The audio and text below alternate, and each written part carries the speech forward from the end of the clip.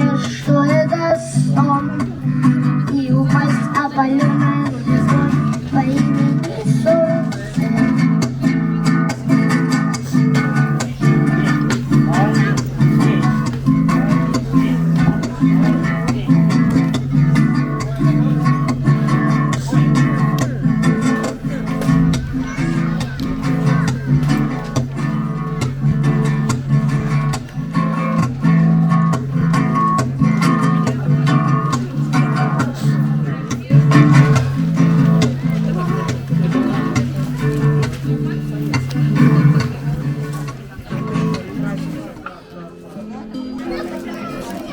Ничего страшного, берем следующий трек, называется вот так вот, это замена.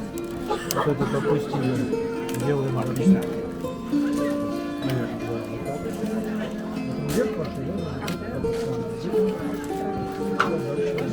Это, наверное, как кашку снимается. Да.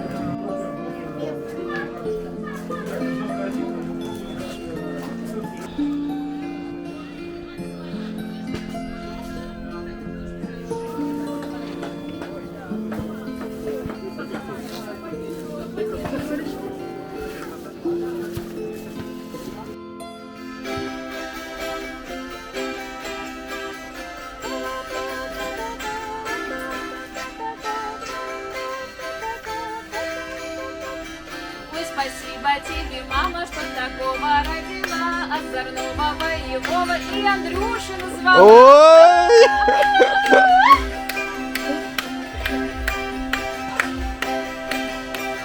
Это что ж за деревня, это что ж за село, собралось много и гуляет весело.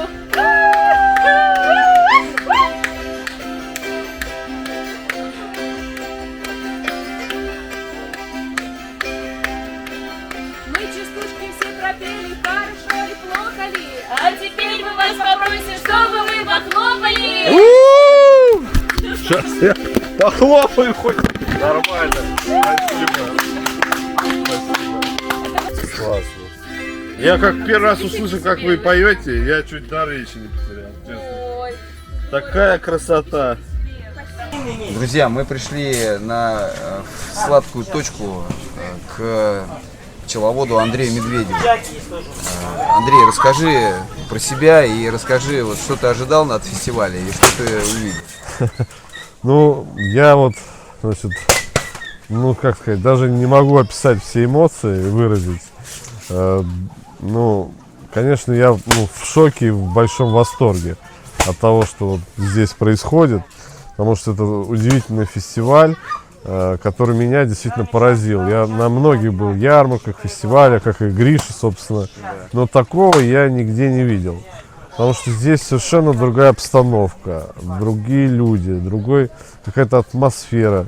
Здесь все очень такое дружелюбное, радостное. Здесь люди действительно собрались по интересам и по духу очень близкие. Здесь собрались ремесленники настоящие, производители качественной продукции, люди, которые любят свое дело, которые душой за него болеют.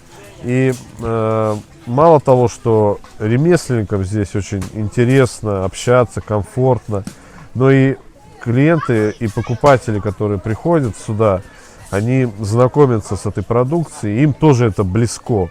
И здесь собираются вот такие люди разных иногда миров, но на ремесле они становятся каким-то единым целым, как бы, ну, чувствуют, начинают природу, чувствуют дерево, как с ним работать.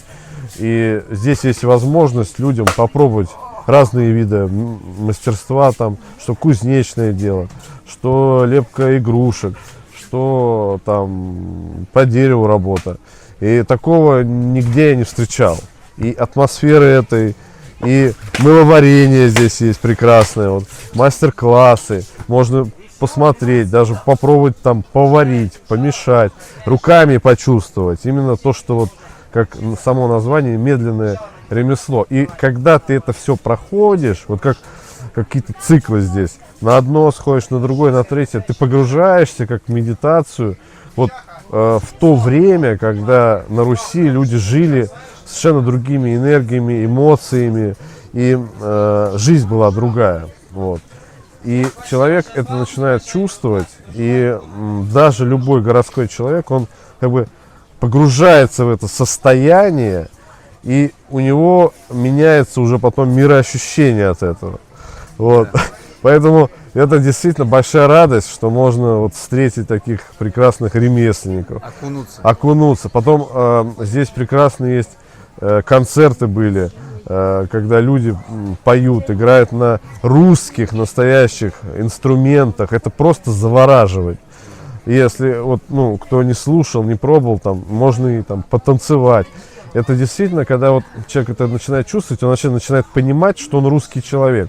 Потому что в этой культуре, вот, ну, в современном мире, где все такое сглаженное, глобальное, что там в России, что в Америке, что в Китае, плюс-минус там все вот этот шум, гам, суета. А здесь ты погружаешься в какие-то вот другие состояния, вспоминаешь вот именно физические корни свои. Ты начинаешь ощущать телом вот эти вибрации, ощущать музыку, ощущать природу, ощущать ремесло. И вот через это все, ну, человек как бы обретает себя, можно сказать. Вот. Поэтому вот это, ну, не знаю, просто какое-то чудо, что вот с Божьей помощью, так, силами, конечно, невероятными. Потому что я знаю, Гриша вот полгода приезжал, тут ничего такого не было еще, он только строил. Он просто, ну, фантастическую работу проделал. И это все сделано именно для людей, для ремесленников. Здесь вон ремесленников кормят, поят, встречают, все здесь рады людям. Такого нигде нету вообще. Я нигде в России такого не встречал. И это просто вот, ну, дай бог Грише, вообще семье его, здоровья. Спасибо, что он такое сделал для нас. Это реально что-то невероятное. Спасибо, я прям до слез, реально. Сейчас... Да. Андрюх, ну спасибо. расскажи, Андрей, расскажи вот еще про продукцию вообще, что ты привез, что это за мед? Это мед с состоянием, с отношением твоим? Да, я вообще очень хотел заняться пчеловодством давно.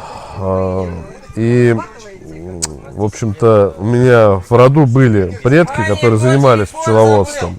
Я очень давно мечтал об этом, но потом оказалось, что пчеловодство оно разное бывает. Бывает пчеловодство натуральное, когда вот, как там Гриша тоже использует лечение натуральное пчел, использует травы, другой подход, другое отношение к пчеле.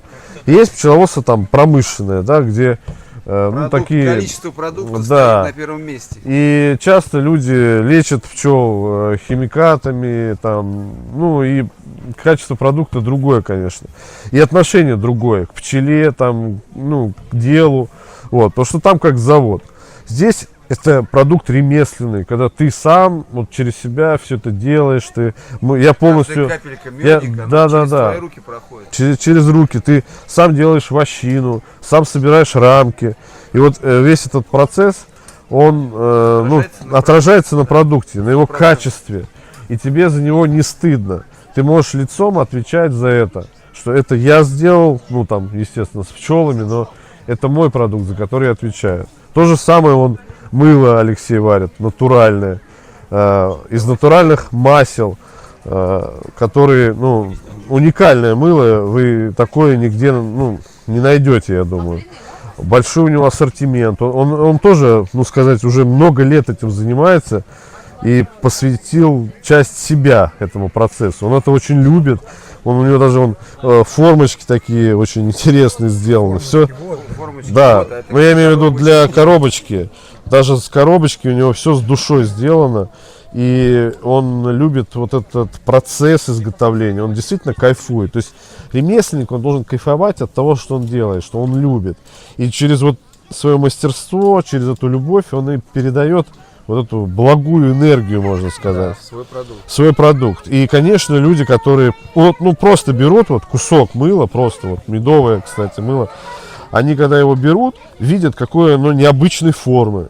Потом начинает запах натуральный, такой запах обалденный, абсолютно. Ощущение другое. Да. Мыло, здесь частичка мастера, любви его вложена. Да. Его хочется взять и с ним не расставаться. Да, и просто оно само по себе, даже если его не мылится уже, не говоря, оно уже по себе передает энергию человека, который этим занимается. И это потрясающе. То есть вот человек взял с нуля, начал этим заниматься и сделал продукт. Продукт, который он вложил душу. 8 лет уже. 8 лет. 8 лет. Да, и он действительно очень-очень любит этим заниматься. Это вот, может быть сказать, и хобби, но это вот то, что человек действительно как бы душой для себя выбрал. Такой путь, скажем так.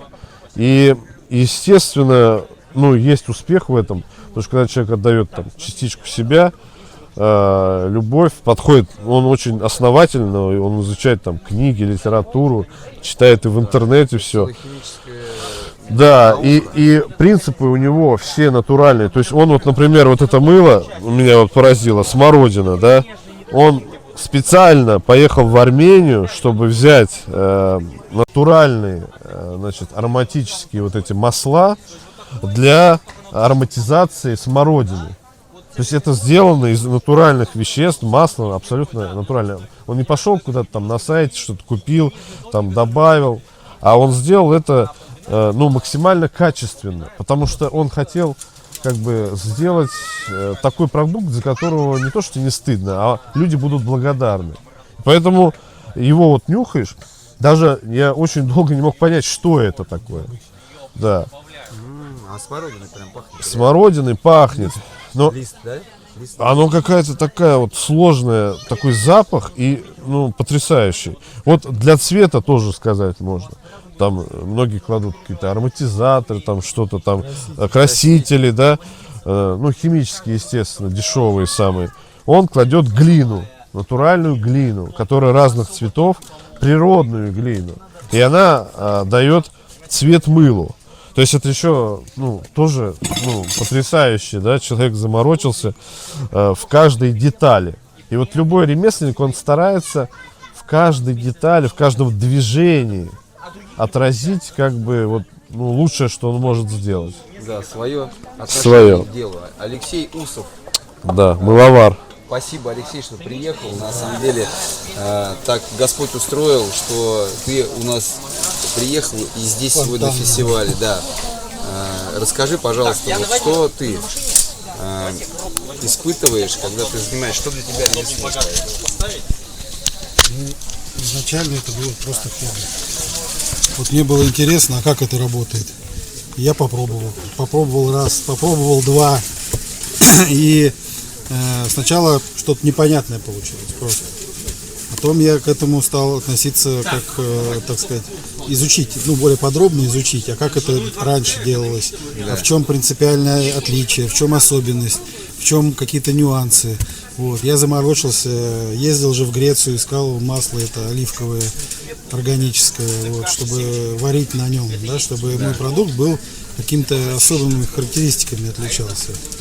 Вот. Я нашел его, познакомился со Ставросом, это в Каламате, вот, которого плантации эти оливок.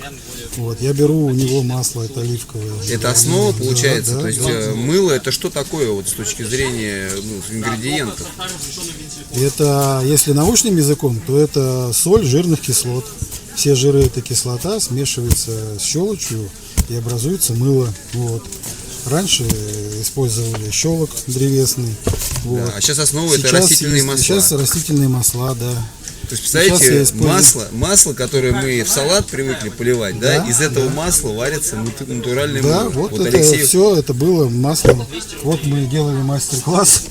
а вот это покажи, пожалуйста, вот эту штуку очень интересно, красиво выглядит. Вот смотрите, Это сегодня это мастер-класс сегодня был был. мастер-класс. Да, оно еще горячее, Оно еще не застыло. застыло. Не застыло, Оно да. еще плавает, тепленькое. Вот это мыло, которое сварили, его сюда закладывают, а потом оно застывает, и его нарезают. Нарезаем. Да, и даже сама формочка, она такая необычная. Специально сделано. Так рождается мыло. Да. И сюда вложена частичка души, опыта 8-летнего уже, которая позволяет говорить, что мне не стыдно за мое ремесло, за свой продукт. Да. И не то, что не стыдно, а мне хочется делиться своим продуктом с другими. Вот это мысль. Нет, конечно, мне То есть радостно. я прям продаю, да, вот продаешь какую-то вещь, отдаешь человеку даже, отдаешь человеку, ты частичкой себя ему Но передаешь. самое главное, что когда человек возвращается и благодарит, Да. это вдвойне приятнее. Потому что когда получаешь обратную связь, что то, что ты делаешь, доставило радость людям и нужно, И это значит все не зря. Да. Значит, живем мы. Да. Это вдохновляет делать лучше и лучше. Да, да, что-то изобретать, что-то придумывать новое, интересное. Спасибо, спасибо, Алексей. И тебе, Григорий, спасибо за этот праздник. Давай.